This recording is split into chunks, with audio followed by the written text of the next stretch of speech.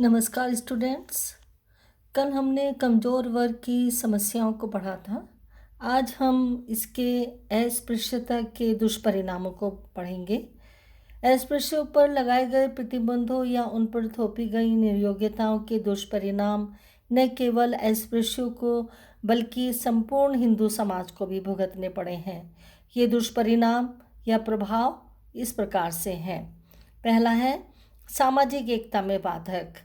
अस्पृश्यता ने हिंदू समाज को सैकड़ों उच्च एवं निम्न स्थिति वाले समूहों में बांटने में विशेष भूमिका निभाई है और समाज की एकता में बाधा पहुंचाई है। अस्पृश्यता की प्रवृत्ति ने ही समाज को छोटे छोटे आत्म केंद्रित इकाइयों में बांटकर सामाजिक एकात्मकता के भाव को नहीं पनपने दिया है। साथ ही समाज के इतने बड़े वर्ग के अज्ञानता और अंधकार के गर्त में सैकड़ों वर्षों तक डूबे रहने के कारण कितनी अधिक राष्ट्रीय हानि हुई है, देश की प्रगति में कितनी बाधा पहुंची है, इसकी केवल कल्पना ही की जा सकती है। नेक्स्ट पॉइंट है धर्म परिवर्तन। अस्पृश्यों पर थोपी गई निर्योग्यताओं से समाज का एक बहुत बड़ा वर्ग निरक्षर रह गया, विवेकहीन और चेतना शून्य हो गया। समाज और राष्ट्र की प्रगति में सक्रिय योगदान नहीं दे सका। लाखों करोड़ों अस्पृश्य लोगों को अपने व्यक्तित्व के विकास का पूरा अवसर नहीं मिला और अभाव में एवं तिरस्कृत जीवन व्यतीत करने के लिए बाध्य होना पड़ा। अपने ऐसे जीवन से दुखी हो लाखों अस्पृश्य लोगों ने इस्लाम और ईसाई धर्म को ग्रहण कर लिया, यानी कि धर्म परिवर्तन कर लिया। राजनीतिक फूट। अस्पृश्यों की निर्योग्यताओं का एक दुष्परिणाम यह भी हुआ कि लोगों में बंधुत्व और पारस्परिक स्नेह की भावना नहीं पनप सकी। अस्पृश्यता की कलुषित भावना के कारण ही अस्पृश्यों ने अपने को हिंदू समाज से पृथक समझ लिया और डॉक्टर अंबेडकर ने इसके लिए कुछ पृथक मताधिकार की मांग की। यदि महात्मा गांधी के द्वारा इसका विरोध नहीं किया जाता तो अस्पृश्य जातियां सदैव के लिए हिंदू समाज से अलग हो जाती। नेक्स्ट पॉइंट है अंतर्जातीय तनाव के लिए उत्तरदायी। अस्पृश्यता विभिन्न जातियों के बीच तनाव का एक प्रमुख कारण रही है। यहाँ लाखों करोड़ों व्यक्तियों की छाया मात्र अपवित्रता लाने वाली समझी जाती रही है। इन्हें सब प्रकार के मानवोचित अधिकारों से वंचित रखा गया है। परिणाम स्वरूप इनमें उच्च जातियों के प्रति वैमनस्य और घृणा की भावना पनपती रही, जिसने आगे चलकर जातिगत तनाव और संघर्ष का रूप ग्रहण कर लिया। आज जबकि अस्पृश्य लोगों को कानूनी तौर पर संरक्षण और कुछ सुविधाएं प्राप्त हुई हैं, तो स्वर्णों और अवर्णों के बीच तनाव और संघर्ष और भी बढ़ गए हैं।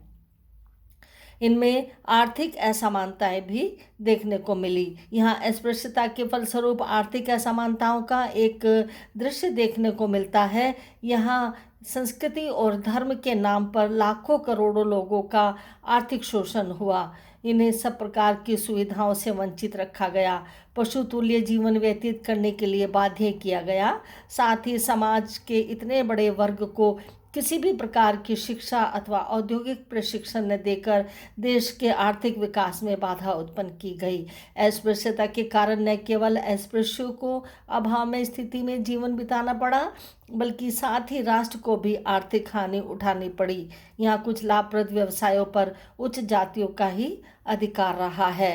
नेक्स्ट पॉइंट है अशिक्षा और दरिद्रता। अस्पृश्यता के नाम पर समाज के इतने बड़े वर्ग को शिक्षा प्राप्त करने के अधिकार से वंचित रखा गया और चेतना शून्य और विवेकहीन बना दिया गया। करोड़ों व्यक्तियों को शिक्षा से वंचित रखकर किसी समाज के प्रगति के पथ पर आगे बढ़ने की आशा नहीं की जा सकती।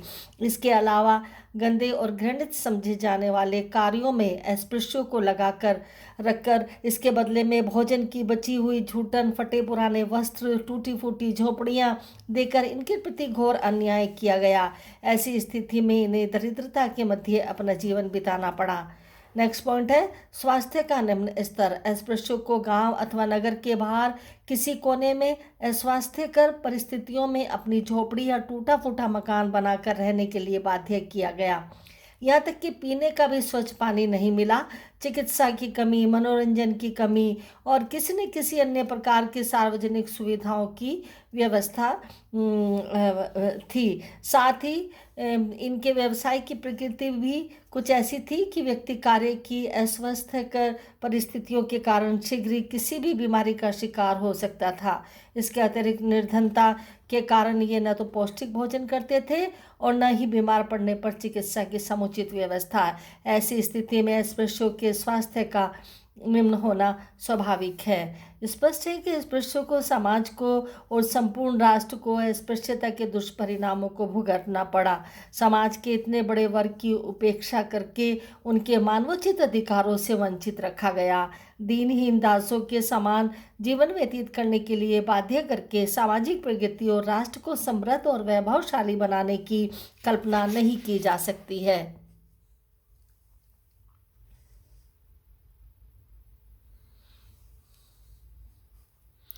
अस्पृश्यता निवारण के कुछ प्रयत्न किए गए। अनुसूचित जातियों के कल्याण के लिए कुछ योजनाएं बनाई गई, जिसमें कि हाँ, अस्पृश्यता को दूर करने के लिए और इनके कल्याण की दृष्टि से स्वयंसेवी संगठन भी कार्य कर रहे हैं, जिनमें Harijan Sevak Sangh Delhi, Bharatiya Red Cross Society Delhi, Ramakrishna Mission Narendrapur, Bharatiya Adim Jati Sevak Sangh नई दिल्ली, रामकृष्ण मिशन पुरी सिलचर और पुरुलिया, भारतीय समाज उन्नति मंडल भिवंडी तथा सर्वेंट्स ऑफ सोसाइटी पुणे। इन संगठनों के अतिरिक्त सरकार ने कानूनी और सामाजिक तौर से अस्पृश्यों की स्थिति में सुधार लाने के काफ़ी प्रयत्न किए।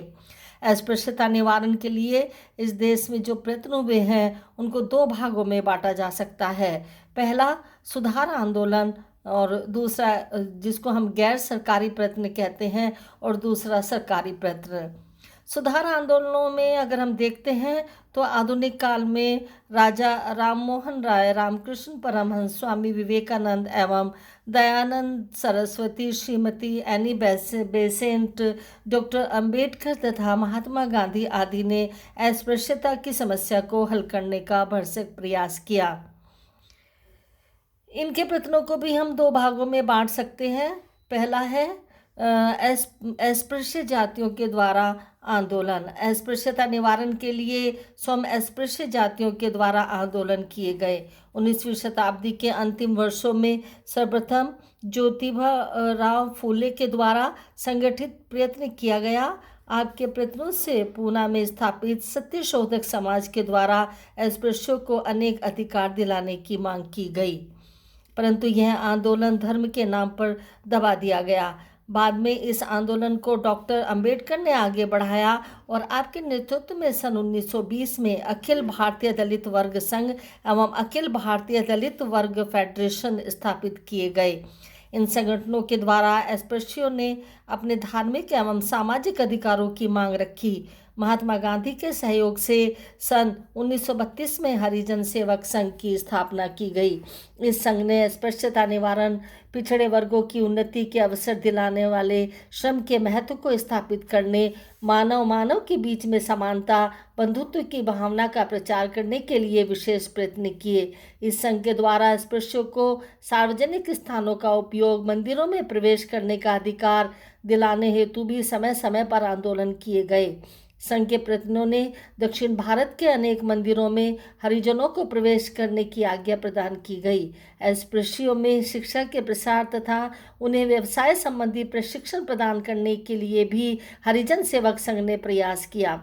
इस संघ की सैकड़ों शाखाएं देश के विभिन्न भागों में फैली हुई है। इस संघ ने हरिजनों के लिए शिशु मंदिर और छात्रावास खोल रखे हैं और धर्मशालाओं एवं कुओं की व्यवस्था भी की हुई है। यह संघ पोस्टों, छोटी छोटी पुस्तकों के वितरण के द्वारा अस्पृश्यता विरोधी प्रचार भी करता है। स्वतंत्रता प्राप्ति के पश्चात हरिजन सेवक संघ को सरकार की ओर से आर्थिक सहायता भी प्रदान की गई।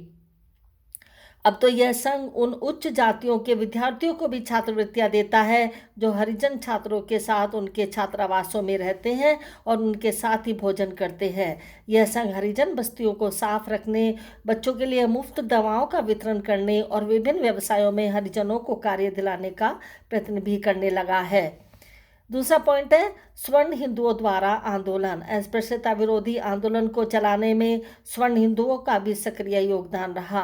ब्रह्म समाज, आर्य समाज, रामकृष्ण मिशन ने निम्न जातियों और हरिजनों को सामाजिक और आर्थिक नियोग्यताओं को समाप्त करने के लिए काफ़ी प्रयत्न किए। महात्मा गांधी ने हरिजनोद्धार के दृष्टि से अस्पृश्यता निवारण के लिए कार्य करने हेतु अनेक सुधार समितियों का निर्माण किया। ईश्वर शरण आश्रम इलाहाबाद ने अछूत बालकों को शिक्षा का विशेष प्रबंध किया। इस आश्रम के द्वारा इंजीनियरिंग तथा औद्योगिक शिक्षा का प्रबंध भी किया गया। स्वतंत्र भारत में अनेक संगठन अस्पृश्यता निवारण एवं कल्याण कार्यों में लगे हुए हैं। सरकार इन संगठनों के माध्यम से अनुसूचित जातियों एवं पिछड़े वर्गों के कल्याण के लिए काफ़ी धनराशि खर्च कर रही है और इसमें बहुत से संगठन स्वर्ण हिंदुओं के द्वारा भी चलाए गए हैं। नेक्स्ट में हम इसमें कुछ संवैधानिक प्रावधानों को पढ़ेंगे, सरकारी प्रयत्न कौन से हैं और इसके मुख्य संवैधानिक प्रावधान कौन कौन से हैं। धन्यवाद।